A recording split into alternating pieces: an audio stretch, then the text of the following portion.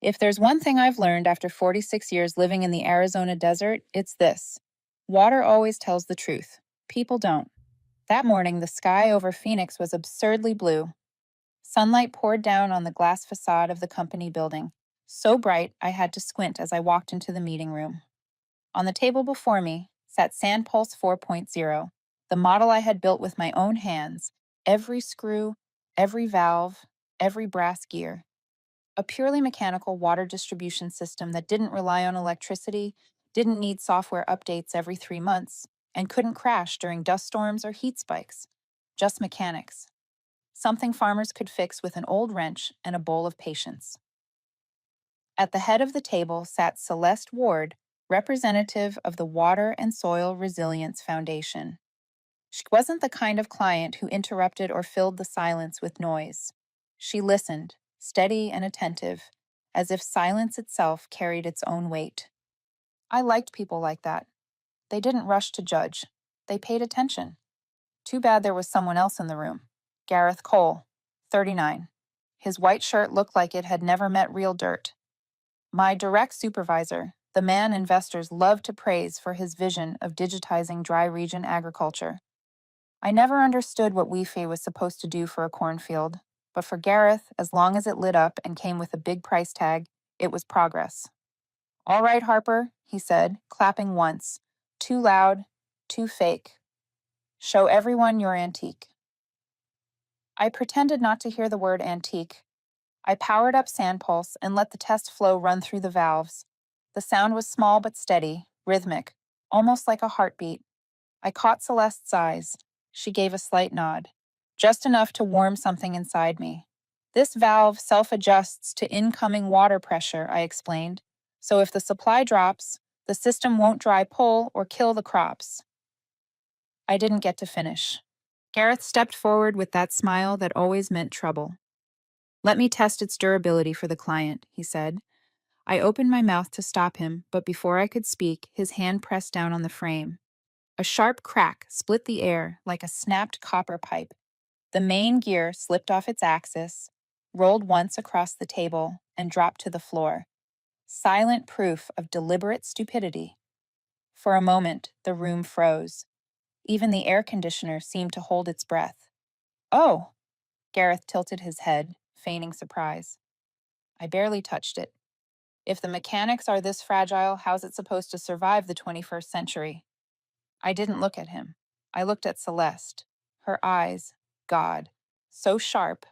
I felt that if she spoke, her words could slice the broken gear in two. No anger, no pity, just precision.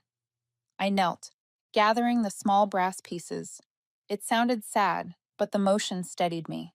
I knew what I had built had value, and I knew what had just happened wasn't a durability test. It was a desperate attempt to shove me off the project. "Mechanical tech is charming," Gareth went on in his lecture tone. "But what we need now are smarter solutions. Sensors, chips, remote control, the modern stuff." Celeste turned to him and smiled, a light, effortless smile. "I see," she said. "Thank you, that was all." But Gareth's face lit up like a kid who thought he'd been praised. He didn't realize that not every thank you is meant for the person who hears it. The meeting ended. Gareth strutted out, convinced he'd won. I stayed behind, collecting the fragments, careful not to stain my sleeve with oil. Celeste slowed as she passed me. "Harper," she said quietly, just for me to hear. "Do you have a personal card? Not the company one." I nodded and handed her a simple card I had printed myself. Recycled paper, black ink, no logo. She slipped it into her notebook and said, low and certain, "I'd like to hear the real story," without anyone else in the room. Then she left. At the end of the hallway, Gareth was still laughing with a few employees, completely unaware of what had just unfolded. When I reached the parking lot, my phone buzzed. A text from an unknown number. "Harper, we need to talk. Privately, not through the company." I stared at the screen for a few seconds, then laughed. Dry, short, the kind of laugh only people who've lived too long in the desert can manage. "If you're still here, tell me where you're watching from." "I'm in Phoenix, where every story about water begins with thirst. And you?" I'd love to know where this journey is taking you on the map.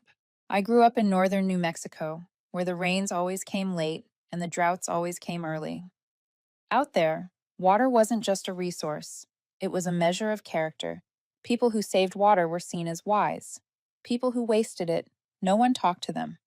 My father used to say, "Harper, you want to know if someone's trustworthy? Watch how they use water." I was a child then, sitting by a tin basin, not realizing that his words would follow me for the rest of my life. Our town had only one irrigation canal. Whenever it clogged, everyone stopped working to dig it open. When the water flowed again, people exhaled like they'd just witnessed a handmade miracle. I grew up listening to the sound of water running through steel pipes, steady, honest, and smelling the rust of systems no one could afford to replace. That was the world that shaped me: simple, practical, and never fooled by shiny things. I met my husband, Miguel, during a volunteer repair project for the Eastern Farmlands water system. He was a volunteer, and I was a young engineer eager to prove that a skinny girl could handle a wrench as well as anyone. Miguel had bright eyes, the kind of eyes that belonged to someone who always believed in tomorrow. We loved each other the way desert people love shade, quietly, without show, deep enough to feel safe. Miguel died in an accident I'll never forget. A small dam cracked during a brutal drought. I had warned about material fatigue, but the city's budget was too tight. They delayed the repair. The day the dam collapsed, Miguel was helping evacuate a family. He was swept away when the steel gate broke.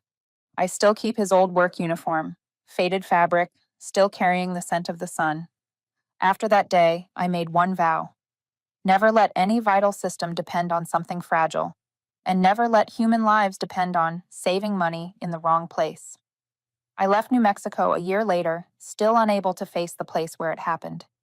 Phoenix, with its glass towers and office voices, gave me a chance to start over. The company I joined promised something I believed in: bringing sustainable water solutions to arid regions. Back then, the CEO was an older man, his hair the color of desert wind. He'd spent a lifetime in the field.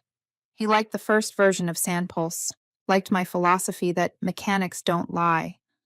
He said, "We serve farmers, Harper. They don't need LCD panels. They need water." I thought I'd found the place to spend the rest of my life. Then he retired, and his seat went to Gareth Cole. Gareth came from a tech startup. Before I met him, I'd already heard the rumors. Young, ambitious, talks like he's live streaming. I didn't care. I just needed someone who understood water. The first day we met, he shook my hand without looking me in the eye. His gaze went straight to the prototype on the table. "Does it have an app version?" he asked. I thought he was joking, so I laughed. But he wasn't. That's when I realized we didn't live in the same world. I tried to be patient until that fateful meeting months later. It wasn't even my presentation that day. A young colleague, Tia, was presenting her sensor system for detecting water loss in old pipelines. Tia was quiet, hardworking, and spent more time in the field than at her desk. She'd spent 3 weeks inspecting every rusted pipe herself, but when her report appeared on the screen, Gareth stood up and said, "These are the results my team gathered." Tia froze, her face burning red, but no one said a word. Gareth kept talking about advanced data analytics, as if he'd been the one kneeling by the ditches under 45-degree heat. Watching that, I understood. He might not hear real water, but he sure could hear the sound of investor applause. Still, I thought I could endure it, as long as Sandpulse got a fair presentation, as long as it reached the farmers who needed it most. But then, part one of the story happened. The prototype was crushed in front of a client. I stood in that meeting room, watching the gear roll across the floor. It felt like losing Miguel all over again. Not in a tragic way, but in the way weak systems always fail right when you need them most. I knew then that if fairness was to exist, I'd have to find it elsewhere. Not through the company, not through Gareth, but through people like Celeste, people who'd lived long enough to know the difference between technology that saves lives and technology that just wants applause. So when I got that message, meet privately, not through the company, it felt like life was reopening a door I thought had closed the day Miguel died. I don't know what's waiting ahead, but for the first time in years, I believe this. Where there's water flowing, there's a way forward. I arrived half an hour early, partly out of habit, partly because my heart was beating faster than I wanted to admit. The testing facility of the Water and Soil Resilience Foundation sat beside a riverbed so dry that the ground had cracked like the skin of an old man. Every step I took down the slope brought back old memories, the sound of running water, the scent of rust, and the quiet truth that places like this always revealed more honesty than any boardroom ever could. Celeste stood with her back to me, watching the sunlight tilt into the dry basin. She wore simple clothes, a worn leather notebook in hand. I noticed she didn't turn right away when she heard me coming, the kind of person who'd long since learned to let the world approach her first. "Harper," she said as I came closer. Her voice wasn't loud, but it carried enough weight to make the air still. "I brought this," I said, holding up my sketchbook. "Just notes. Nothing belonging to the company." I spoke a little too quickly, maybe because I could still hear the sound of that gear snapping in my head. Celeste understood at once and nodded slowly. "Thank you. I appreciate people who know where the line is," she said. "In this field, honesty is rarer than rain." We walked deeper into the workshop. Light streamed through the old metal roof, glinting off water tanks, test pipes, and tools repaired by countless hands. This wasn't a fancy lab, but it was the first place in years where I felt no need to defend why mechanics still mattered. Celeste stopped beside a large testing tank. "You know, Harper," she said, resting her hand on the rim, "we once spent millions on the latest electronic systems. Beautiful, polished, and they shut down the moment the power went out." I exhaled softly. "That's why I didn't take that route." "Exactly," Celeste said, her gaze sharp, but not cold. "I want to hear what you couldn't say in that meeting." I opened the notebook. The pages were filled with pencil marks of every shade, the result of sleepless nights. I turned to the page with the new module design. "Here," I said, pointing at a circle diagram. "The pulse valve. It works on the pressure difference between the intake and the ground. When water runs low, it self-adjusts. No electricity, no remote control, no Wi-Fi, no cloud, just gravity and sixth-grade physics." Celeste smiled faintly, the kind of smile that happens when a secret finally gets spoken aloud. "And this," I continued, "is the sand filter module, designed so sand won't clog the mesh. When the flow weakens, it cleans itself by reversing pressure. The repairer only needs to turn one ring by hand." Celeste studied the page, nodding. "Someone tried this 10 years ago," she said, "but they quit because they wanted to add a motor." "I wanted fewer motors," I replied, unable to hide the trace of irony. Then I flipped to the last page, the heat expansion joint. In the desert, the heat cracks pipes easily. This joint expands and contracts with temperature, preventing buildup pressure. If it fails, you replace one small piece, not the whole pipe.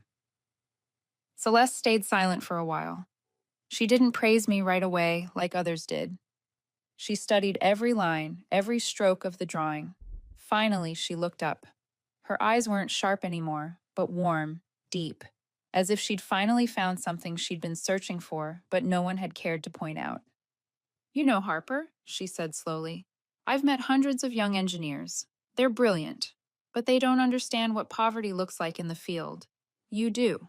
You understand every grain of sand, every pipe length, and most importantly," she tapped the page, "you still believe mechanics can save lives." I swallowed hard. It had been years since I'd heard that said by someone from another generation. "I want to work with you," Celeste said. "With you personally, not through the company. We'll work here, using only foundation resources. Can you do that?" "I won't touch anything belonging to the company," I said firmly. "No designs, no materials, no data." "Good," she replied. "I don't want you tied to people who can't recognize real value."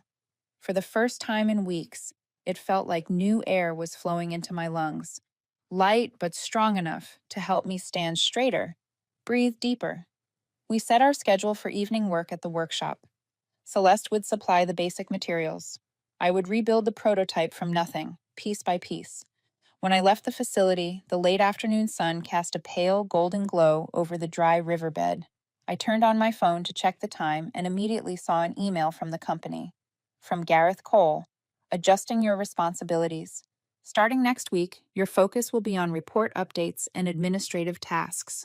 I smiled, a thin smile. When people are afraid of losing their light, they start by turning off someone else's. But what Gareth didn't know was that while he tried to shrink my space, somewhere outside, a larger door had quietly opened, and no one would ever have the power to close it again. I got into my car, looked once more at the sunlight touching the empty riverbed, and for the first time in a long while, I knew Miguel would be proud of what I was about to do.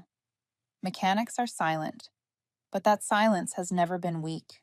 My mornings now were reduced to tasks no hydraulic engineer should need a degree for: entering office supply numbers, checking pen inventory, updating spreadsheets that no one ever read.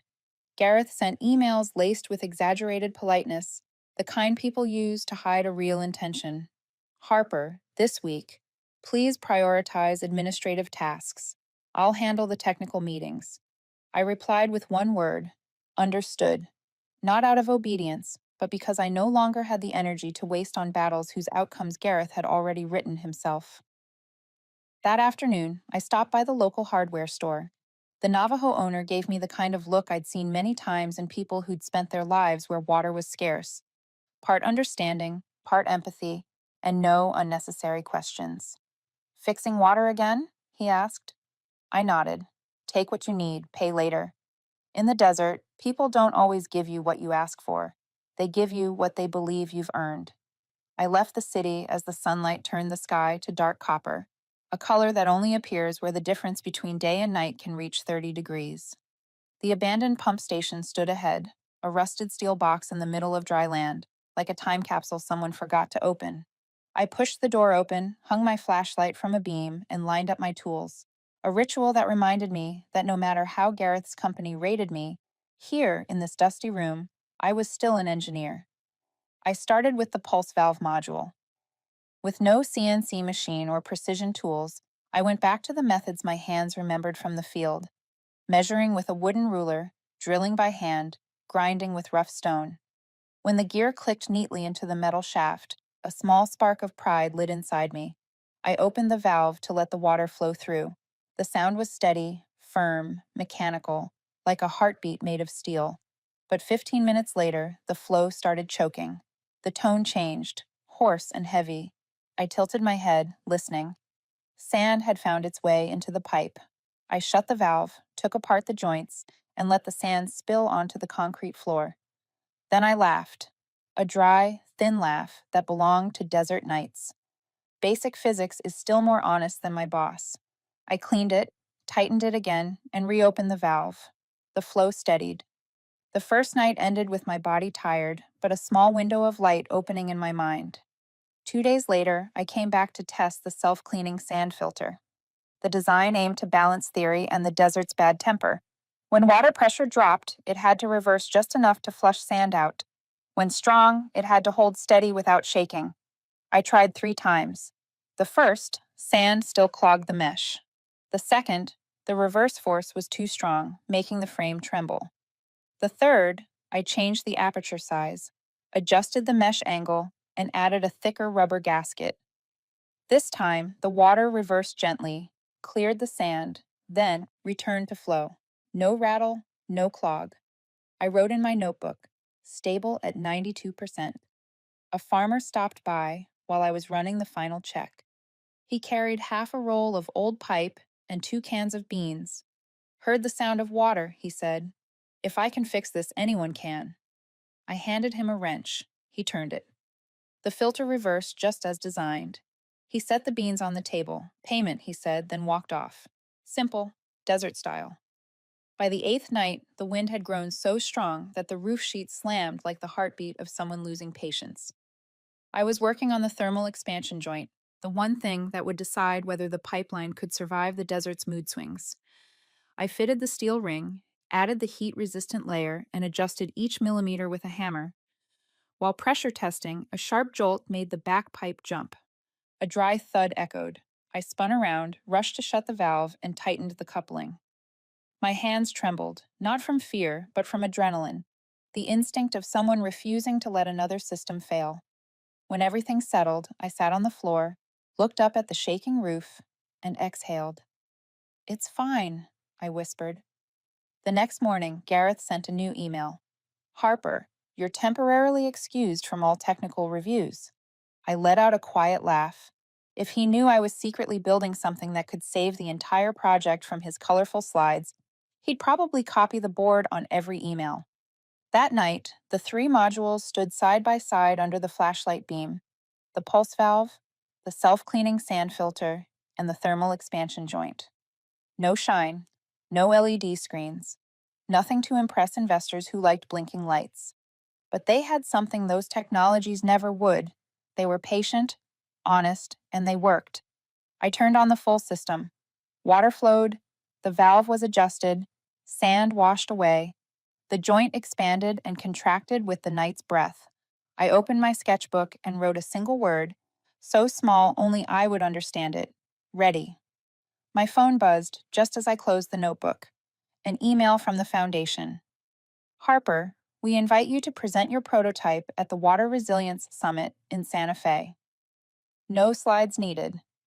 Let the device speak for you. I leaned back against the pump station wall, feeling the desert wind cooler than usual. Outside, the desert still roared against the roof. But inside, the water flowed steadily. And for the first time in years, I believed that maybe the things I built in the dark were finally ready to step into the light. Santa Fe greeted me with the thick golden light of a summer morning, dry, bright, and beautiful in the way only places that know true thirst can be. The Water Resilience Summit took place in a community center built of red adobe walls that kept the cool air inside as if guarding something more precious than luxury: life itself. Celeste met me at the door, program list in hand, walking with that calm quickness of someone used to managing chaos without letting anyone see it. Harper, your demonstration area is right in the center, she said. Don't be surprised if the crowd grows larger than expected. We have quite a few eyes waiting to see something that actually works. I nodded. Deep down, I knew everything would run smoothly. Simple mechanics never promise, but they never lie. I set up the three modules on the platform: the pulse valve, the self cleaning sand filter, and the thermal expansion joint. No colorful lights, no background music, just steel, water, and sunlight streaming through high windows. The room slowly filled up, representatives from Arizona, New Mexico, Colorado, and Nevada, local field technicians, agricultural experts, and older farmers, their eyes calm and experienced, watching not with doubt, but with quiet empathy. When the host introduced me, I stepped onto the stage carrying, in a way, the voice of that old pump station. No long speeches, no emotional buildup. I placed my hand on the pulse valve like greeting an old friend. I'll let the device speak for itself, I began. Water flowed gently through the system. The valve adjusted instantly to pressure. The filter reversed smoothly, like breathing. The expansion joint flexed and settled, responding to the room's warmth as if it understood its own environment. No one spoke for the first 5 seconds. Then came the whispers, soft, rippling, like the sound of water soaking into dry soil. An elderly Navajo man, about 75, stepped out from the back row. His skin was weathered, his hands thick with calluses only fieldwork could make. May I try it? He asked. Of course, I said, stepping aside. He approached, picked up the wrench, and turned the joint. The water shifted direction exactly as designed. The filter reversed, as if waiting for his hands all along. He looked around and said, "Slow and clear. If I can fix it, anyone can." The room broke into warm laughter, the kind that comes from recognition, not politeness. A representative from Colorado stood first. Harper, our state wants to pilot this immediately. If possible, we'd like to sign an agreement today. Another voice from Arizona followed. We want 200 units for the Navajo West region. A team from Nevada handed me their cards. Call us this afternoon. This could be the solution for our northern farmlands. I stood still for a moment, not out of surprise, but because it finally felt like someone was listening to what I'd been trying to say for years. Celeste joined me on stage, smiling calmly. She was about to speak when a voice broke the air, completely out of tone. Sorry, everyone, I'm late. Gareth. He walked toward the stage as if the whole conference had been waiting for his dramatic entrance. White shirt pressed, office blue tie, that same confident grin that once ruined the most important meeting of my life. This is our company's project, Gareth announced loudly. And these modules, he pointed toward them, are the result of our engineering team. I'm the direct supervisor. Celeste turned her head very slowly.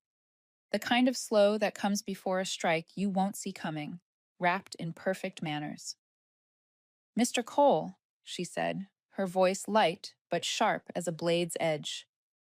This is Harper's personal presentation. We invited her, not your marketing team. I'm the project director, he tried to interject. Then you should know when to step aside, Celeste said, her smile unchanged, though her eyes were no longer warm. We're talking about technology that works, not job titles. A few quiet laughs spread through the room. No applause, but enough nods to turn Gareth's face red. He stepped back, forcing a polite smile, his posture stiff like a man who suddenly realized he was standing under a spotlight he didn't deserve. I said nothing. I didn't have to. The mechanic spoke for me. The demonstration ended with the steady sound of running water. People came up one by one, to look, to ask questions, to touch, to take notes, to shake my hand for real. They invited me to say a few words. I kept it short. The best technology isn't the prettiest one. It's the one that keeps working when you're not standing next to it. The room went quiet for a few seconds, then burst into applause. Not the kind reserved for good presentations, but the kind that greets the truth. As I stepped off the stage, my phone lit up. A message from the company. Urgent meeting. Be present at 8 o'clock tomorrow morning. Mandatory.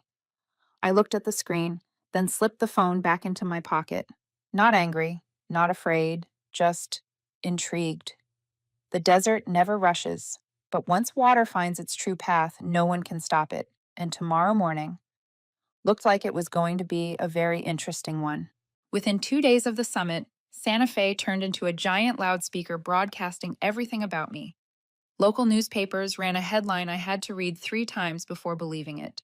An Arizona engineer saves the drought season with pure mechanics. Next to it was a photo of me standing beside the test system, my hair blown by the wind, holding a wrench like it was a microphone. Journalists have always preferred emotional framing over technical accuracy. The foundation was drowning in emails. Celeste called me on the morning of the third day. Harper, we've received nearly 80 partnership requests from counties, states, agricultural groups, even 2 universities. I know you never wanted to be a spokesperson, but you'll need to get used to people knowing your name. I paused for a few seconds. As long as they know the technology, I said. Trust me, Celeste replied, her voice carrying a faint smile. People remember what works better than who made it. That afternoon, the company sent me an email. Not Gareth's usual sugar-coated style. This one had the kind of tone that comes with the phrase, must respond within 24 hours, and CC'd the legal department. The message was short, but it reeked of gunpowder. Harper Lane is suspected of internal data misuse and of using company technical information for personal purposes. You are required to submit all original designs, notes, and related drawings. Internal hearing scheduled for Friday. I read it, set my phone down on the kitchen counter, and watched the glass of water tremble slightly as the air conditioner hummed. I wasn't surprised. Gareth never let the truth get in the way of the story he wanted to tell. That night, I went to the old pump station carrying a folder I'd kept for years. Sketches of mechanical modules from my grad school days, my professor's notes, photos of early prototypes built with scrap parts in my parents' garage. Every page bore a timestamp, something Gareth couldn't edit the way he edited meetings. I sat on the concrete floor, turned on the old fan, and began organizing the documents. The more I sorted, the clearer it became. I didn't just have evidence. I had a lifetime of work. The foundation handled things more professionally than my company ever could. They sent me a USB drive containing video footage of the entire assembly process, from brushing dust off the pipes to testing the water reversal system. Our legal team suggests you keep this safe, Celeste texted. I don't want Gareth writing his own version of the story. I sent my email response to the company at 11 that night. Respectful, brief. sharp as a blade pulled from ice. All designs were independently developed prior to my employment with the company. The foundation has recorded the full assembly process. All parts used in the project were either self-purchased or donated by local farmers. I am fully prepared for the hearing. I signed it. No shaking, no anger, just calm, like the still surface of the test tank that evening. The next morning, a message appeared from an old coworker, the kind who always avoided eye contact whenever Gareth entered the room. Harper. Gareth saying, "You stole company IP. He claims you used corporate equipment for your prototype." I replied, "Thank you, don't worry about me." Strange how some people can only afford kindness when no one's watching. By late afternoon, HR sent another notice, internal hearing to include the board of directors. Bringing in the board over a so-called data violation, that level of urgency said a lot. Gareth was panicking, and panicked people always make more mistakes. That night, I returned to the pump station. The three modules still stood quietly under the lamp, but somehow they felt as though they were preparing for tomorrow too. Water ran through the valve with a long, steady sigh. I sat on the old metal chair, opened my sketchbook, and flipped to the first page. The pencil drawing of the pulse valve, still rough but already complete in concept, long before I ever joined the company. I brushed my fingers over the paper. Miguel once said, "What's built from decency will stand longer than what's built from ambition." He was right. And this design was born from more than decency. It came from loss, from responsibility, from the fear of watching a community rely on fragile pipes. The pipe behind me gave a soft, rhythmic hum. I smiled. Even the hum was more honest than Gareth. Later that night, I went home, washed my face, and tied my hair back. The phone buzzed again. This time, an email from Celeste. "Harper, no matter what happens tomorrow, the foundation stands with you. Technical integrity cannot be distorted by company politics." I set the phone down and looked at the streetlights spilling through the window. It wasn't her promise that eased me. It was the fact that I'd waited so long for a day when the entire story would finally be laid on the table, under the light. Tomorrow wouldn't be easy, but I didn't need it to be easy. I just needed it to be right. And right often comes late, but it comes strong. I turned off the lamp, leaving the room in silence. Before sleep took me, I thought of Gareth.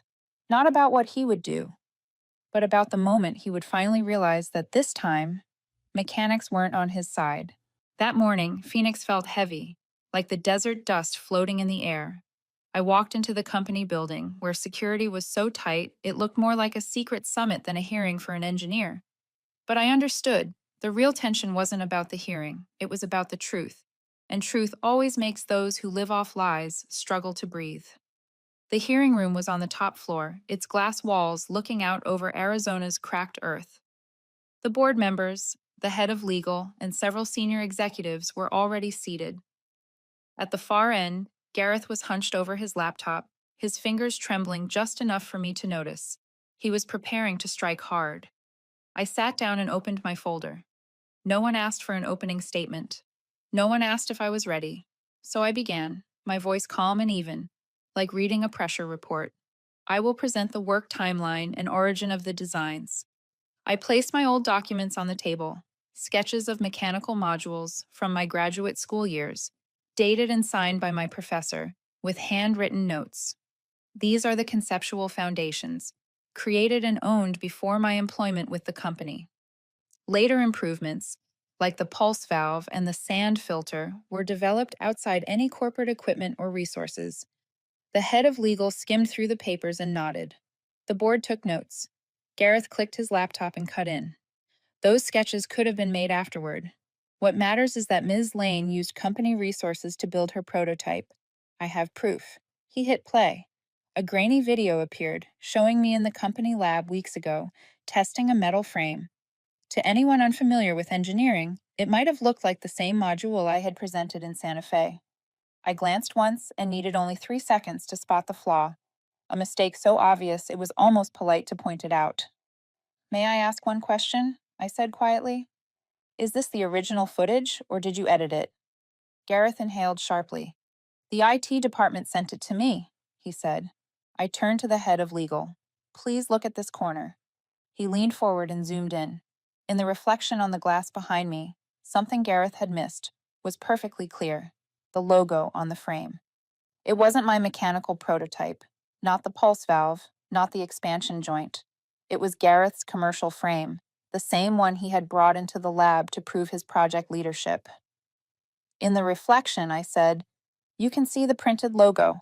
That's the mark of Mr. Cole's electronic product line. And that model weighs 3 times more than the one I am accused of stealing. The object in the video doesn't even operate under mechanical principles." A few board members leaned closer. This time, the head of legal spoke. "The metadata shows the clip was edited twice. The editing software was registered under Mr. Cole's account." The atmosphere shifted, not loudly, but with the weight of truth landing in the room.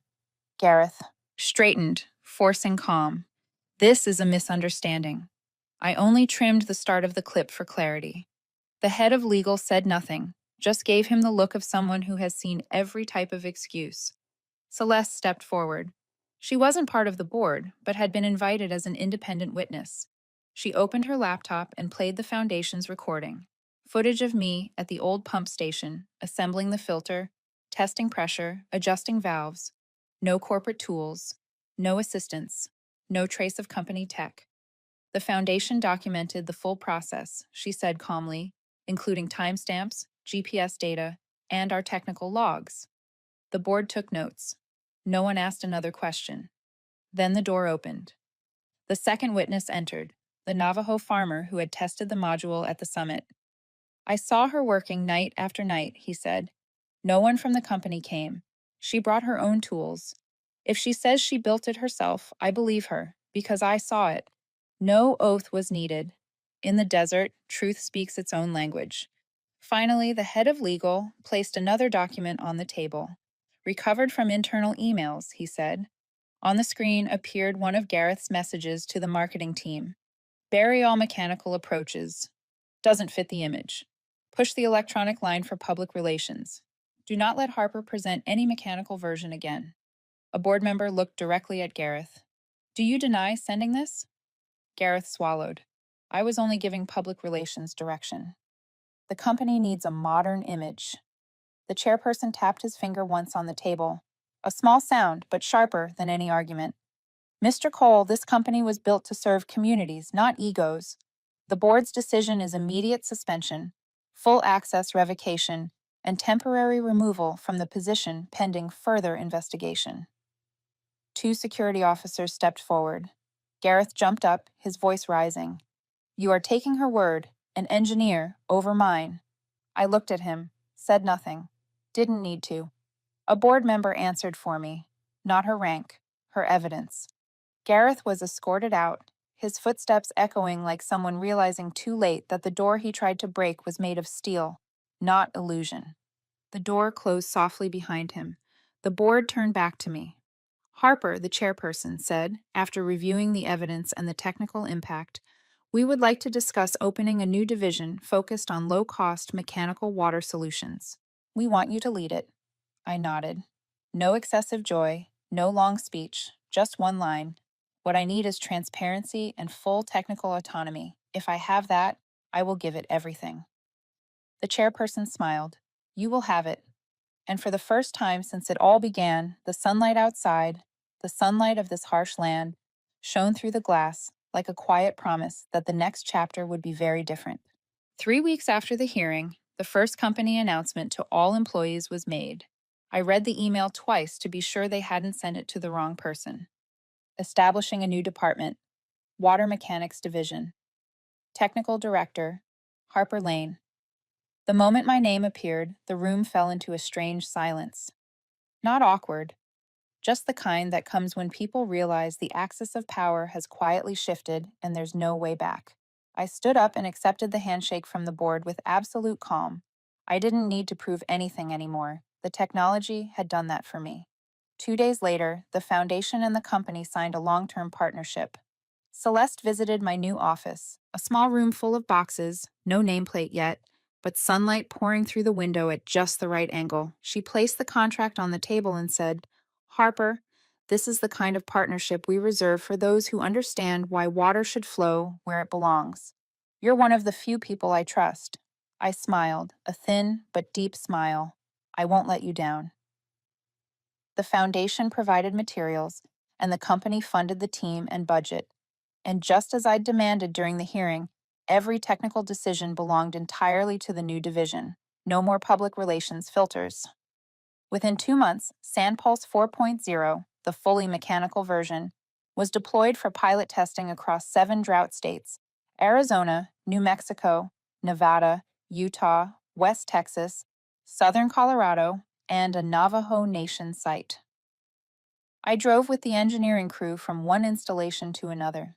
No stage, no spotlight, just the click of bolts and the sound of water moving through steel pipes.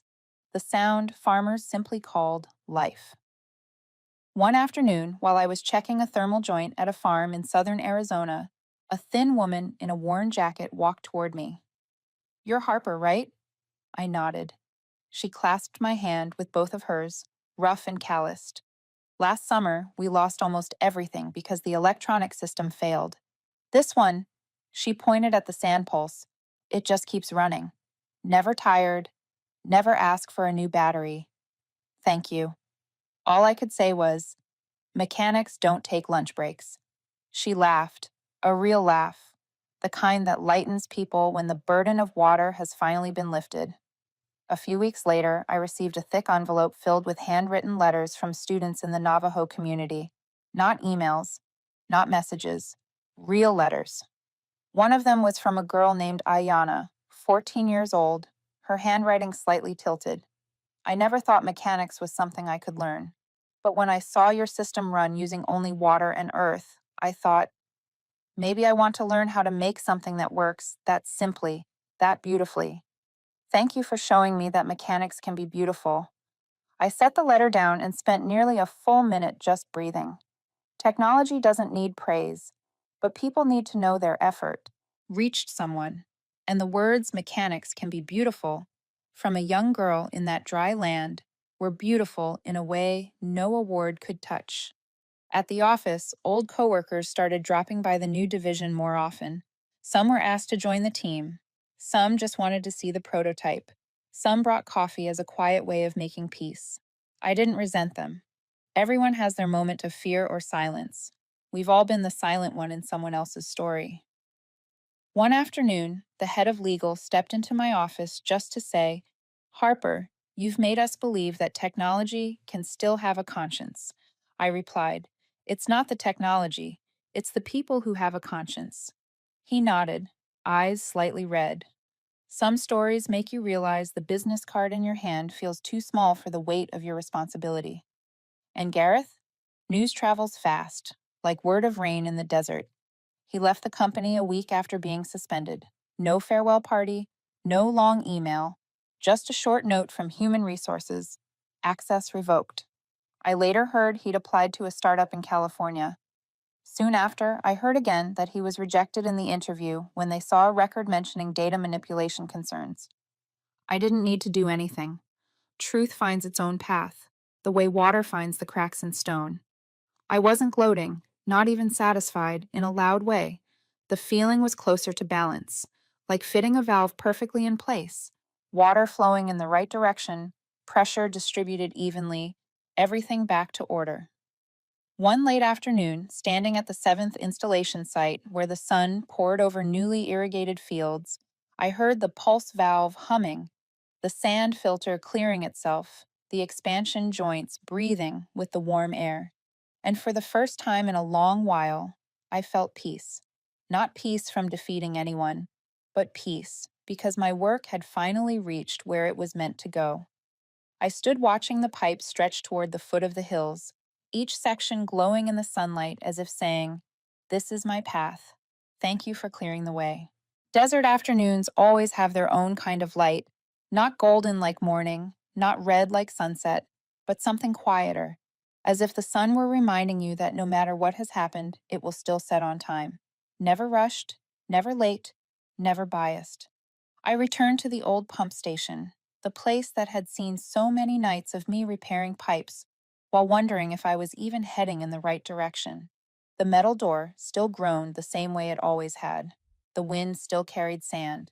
The water in the tank still rippled softly as it passed through the new sand pulse system. No fireworks, no celebration. Just water flowing where it was meant to. I turned the system on once more, though it didn't need to be turned on. The pulse valve adjusted pressure like breathing. The self-cleaning filter released the sand as if that were its natural purpose. The thermal expansion joint contracted and returned to form without a sound. Everything moved smoothly, like an apology too sincere to be spoken out loud. I sat in the old chair by the wall, the same chair I'd sat in on those first nights, half defeated, half refusing to give up. I put my backpack down, opened it, and took out a brown envelope sent from a farm up north. From Samuel Ortiz, 72 years old. The handwriting was shaky, but beautiful.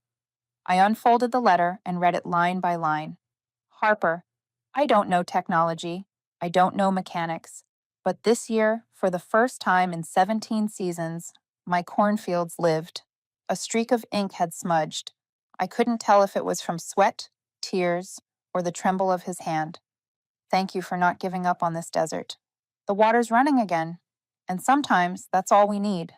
I folded the letter and set it on my lap, staring at the modules humming steadily like a heartbeat. It was strange. I used to think victory would come when Gareth was fired, or when the board apologized, or when my project made the news.